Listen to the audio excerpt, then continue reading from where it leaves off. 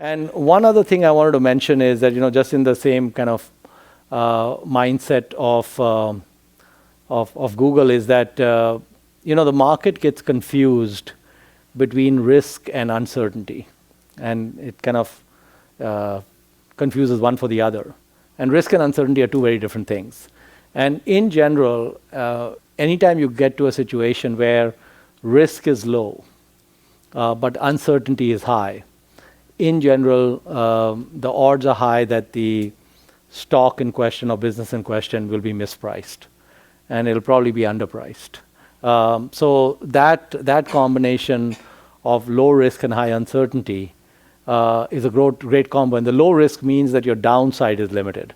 And a good way to think about that is, like, for example, when Bill Gates started Microsoft, people always think about these companies being formed as being highly risky ventures.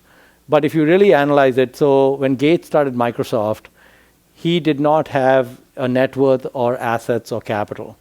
So the fact that he was taking a high risk, well, there's no capital to lose. So you can't really have risk because of a loss of capital. And if you think about the opportunity cost, so he had not yet finished his undergraduate degree. At that time, with the couple of years that he had spent at Harvard, his value in the job market was very low. So if he went out looking for jobs and such, the people would not be willing to pay him that much. And if the venture did not work, so he moves to New Mexico, starts Microsoft.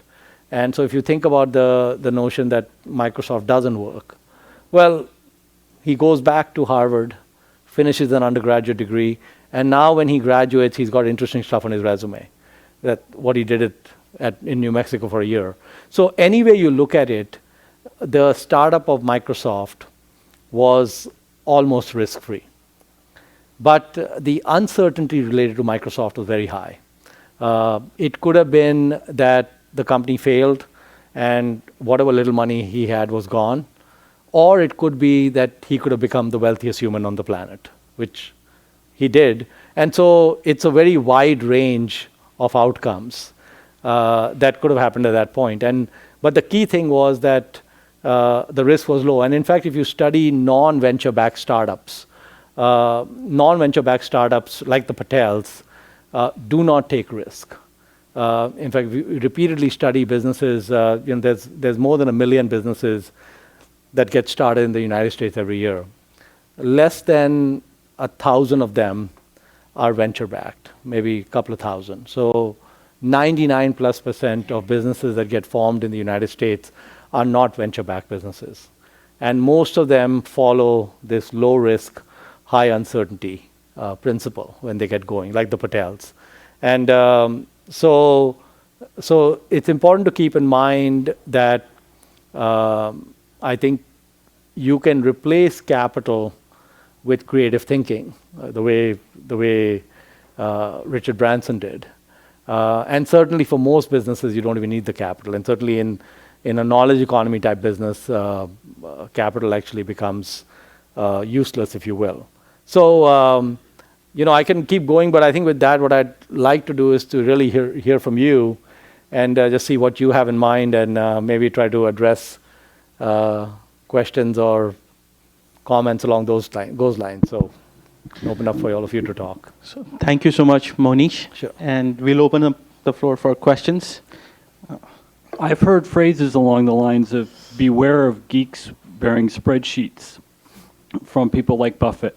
Is there something specific that technically minded people should be aware of with investing? I mean, I would say that, there are these, what I just talked about, these issues with uncertainty, right? So normally engineers want to see precision. And you've got to actually be open to things where you may not have all the answers. In fact, by definition, investing is a very uncertain exercise, because what you really need to do is you need to extrapolate what the future cash flows of a business are going to be, and then bring them down to the present, and then decide whether that works or not. And in many cases, in many businesses, I would say that there's probably nobody on the planet, including the founders of Google, who could tell you what Google's cash flows are going to be 5 years from now. And so, but for example, if you could put a floor on those cash flows, then that might give you a basis to invest, because you would say, okay, I know what my downside is. And floor on cash flow is a lot easier than actually predicting the cash flows, right? And so if you can, with a high probability, start putting floors on things.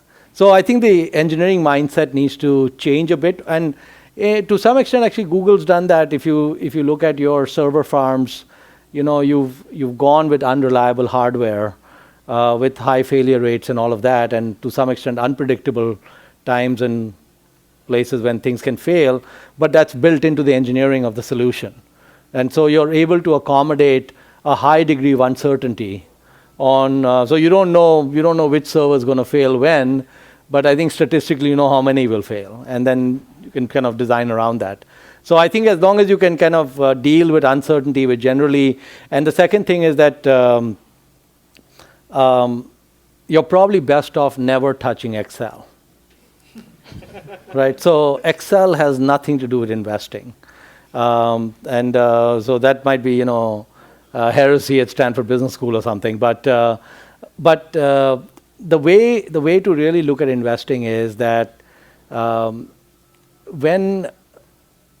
you look at, again, a business like Google or Microsoft or Berkshire, you really have to put yourself in the shoes of the people running the business. And you have to ask yourself, how do they run the business? Do they run it through a set of spreadsheets? Or how do they run it? And I would bet that most of these businesses are run in a manner where the founders or CEOs are really looking at kind of 3 to 5 variables that dominate most of their thinking and outcome and direction. And so as an investor, you've got to hone in on those same variables. So if you can get to the same variables, if you're going to invest in Microsoft, you can get to the same variables that Satya Nadella is using, and and Google, you get to the same variables that Larry and Sergey are using, then you're getting very close to trying to figure out what the business might do.